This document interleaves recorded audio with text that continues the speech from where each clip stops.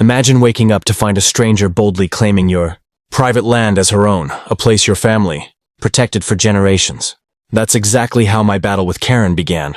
And trust me, nothing about it was normal. Because when she tried stealing my secluded woodland trail, she didn't expect the one thing that would end her plan instantly. An ancient land map she never knew existed. And her lawyer? Well, he sprinted out of the room the moment he saw it. But before we reach that part, let me take you to the calm morning when this chaos truly began. I was doing what I usually did, walking my family's old forest trail, a quiet shaded path carved long before I was born.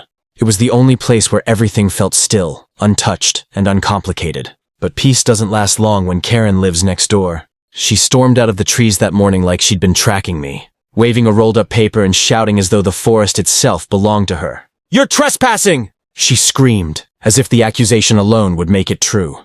I couldn't help laughing, not out of disrespect but sheer disbelief. This was my land, my trail, my family's history. But Karen shoved the paper into my hands, insisting it proved the trail belonged to the neighborhood, not me. It didn't take me long to realize she had no idea what she was talking about.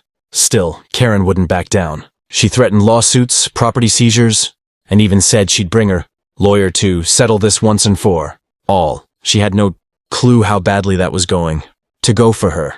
Because once the old land map surfaced, the one hidden deep in my father's cabinet, everything changed. Before I show you exactly how the confrontation unfolded, let's rewind to the strange events that led me to uncover that forgotten document. That morning, after Karen marched off with her false confidence, I headed back to the house determined to dig into the real history of the land.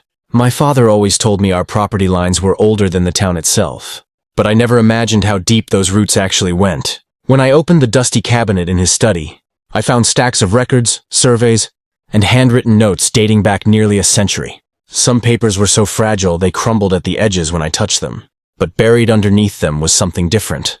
A thick, weathered envelope sealed with wax. Inside it lay the map that would flip Karen's entire scheme upside down. The moment I unfolded it, the markings were unmistakable. The trail was clearly drawn inside our boundary, highlighted boldly in ink that refused to fade over time. The moment I laid eyes on that old map, my heart raced. The trail I had walked 1,000 times was not just ours. It was legally, historically, undeniably ours. Every twist and turn of the path, every tree marked as a boundary, every note scribbled in fading ink, confirmed what I already knew in my heart. And yet, I had to prepare for the storm that was coming. Because Karen wasn't just a neighbor with bad manners. She was relentless. And she had her lawyer ready to back her up. I knew confronting her with the map would change everything. But I also knew it had to be done strategically. Karen was not going to admit defeat easily. So, I called her, pretending I was still worried about her accusations. Her voice on the phone was brimming with confidence, smug and unshakable. "You need to stop trespassing on my property," she said. "My lawyer is ready, and we can settle this in court." I held the envelope tightly behind my back and calmly replied, "I think we need to look at the actual records before jumping to court, Karen." When she arrived, I spread the map across the dining table. The moment her lawyer saw it, his confident smile froze.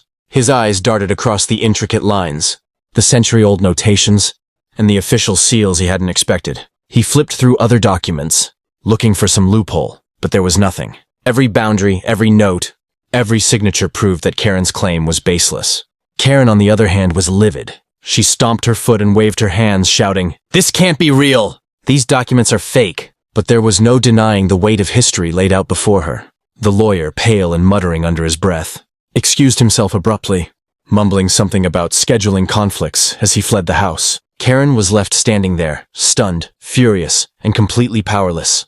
For a few tense moments, I just watched her. She tried to argue, to twist the facts, to make her threats sound legitimate, but everything she said fell flat against the evidence.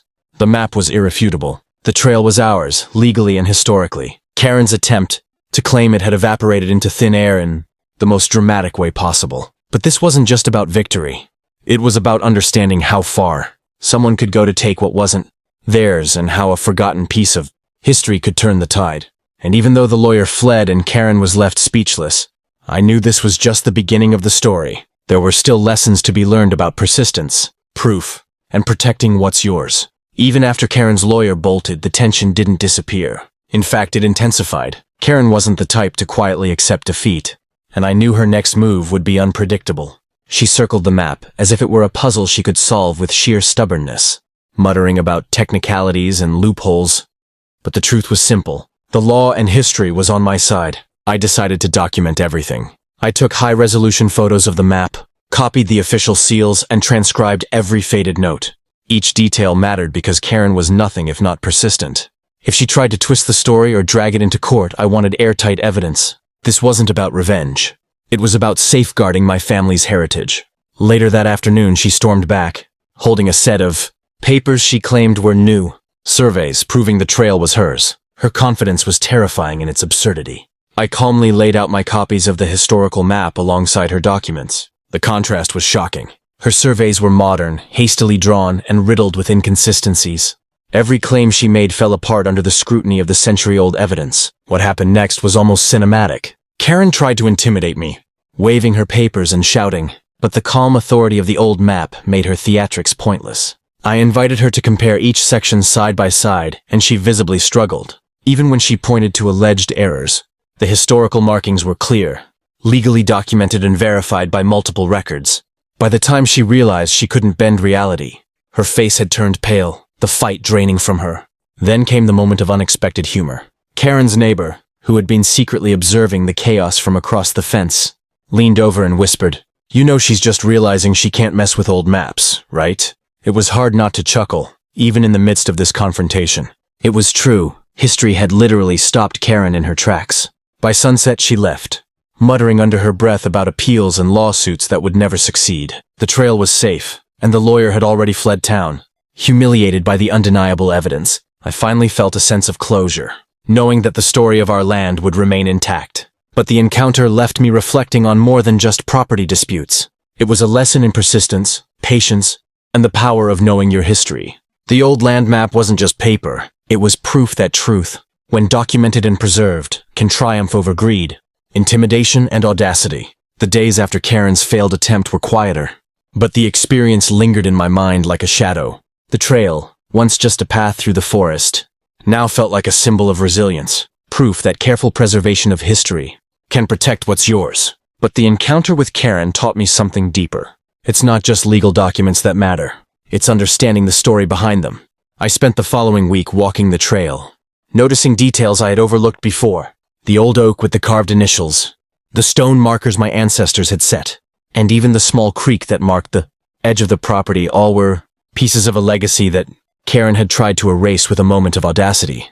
It was humbling to realize how easy it could have been for someone ignorant of history to overstep boundaries. Then, the unexpected happened. Karen's neighbors, who had witnessed her antics, began approaching me. They were curious, even apologetic, explaining that Karen had tried similar schemes before. Some even admitted they had feared her intimidation. I listened, shared the story of the map, and slowly, a sense of community formed around the trail. People began appreciating its history, not as a contested property line, but as a living part of the neighborhood's past. I realized that the old land map wasn't just a tool to win a confrontation.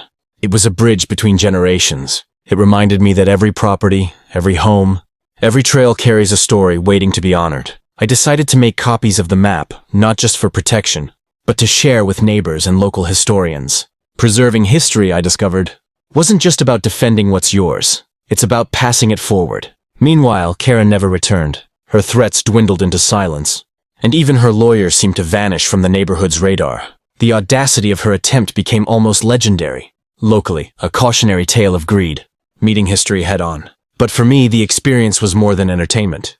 It was transformative. It taught me the value of diligence, patience, and evidence, and it reminded me that courage isn't always loud. It's steady, careful, and persistent. In the end, the trail remained untouched, the boundaries secure, and the story preserved. Karen's ambition had collided with the enduring weight of history, and history had won. I walked the trail one last time that week, feeling the sunlight through the trees, the wind rustling the leaves, and the quiet satisfaction of knowing that some things, roots, maps, and legacies cannot be stolen. And as I left the forest, I thought to myself, next time someone tries to take what's yours, make sure you have a map, a story, and the patience to see it through. If you enjoyed this crazy HOA showdown, make sure to hit subscribe and turn on notifications so you never miss the next wild story. Drop a comment below.